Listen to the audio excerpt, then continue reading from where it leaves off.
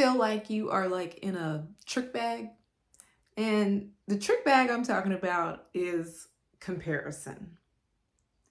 Looking at what other people are doing and measuring yourself against someone else's ruler.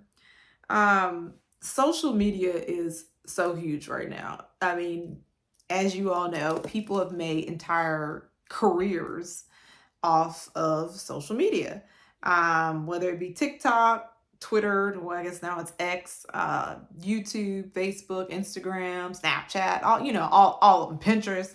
Everybody gets a shout out. But people have made an entire um, careers, I would call it, or at least making lots of money, numerical resources off of social media. And I've just been thinking about kind of like how social media has many of us, me included, feeling like you're in a trick bag, right? A lot of unfair comparisons, a lot of illusions. You got every kind of filter that exists. You got people posting behind fake backgrounds, maybe they're real backgrounds, but just to give the illusion of something that's going on. So it's a lot of marketing to make people feel a certain type of way. And I thought about too, like how even social media is kind of used to give us like a mind, what, to just like have us feeling like, oh, if you don't have certain things, if you don't have a certain lifestyle, then you're not up to par or you're not up to speed.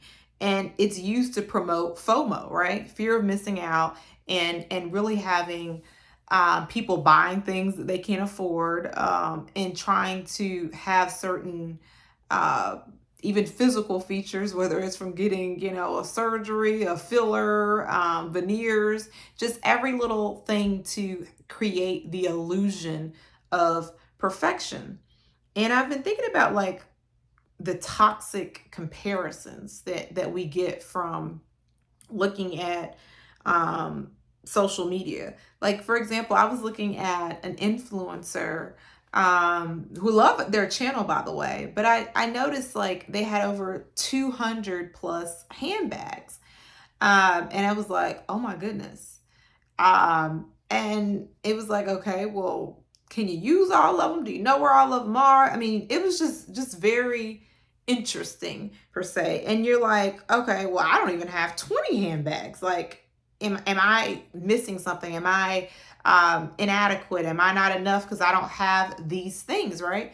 And I just thought about like how marketing companies, these type of things have us feeling some type of way if you don't have the fancy vacations, the fancy cars, the handbags, the labels, and that type of thing. And you have people aspiring to do things, or actually doing things that are not necessarily financially best for them. So it just has me thinking about like the trick bag of comparison.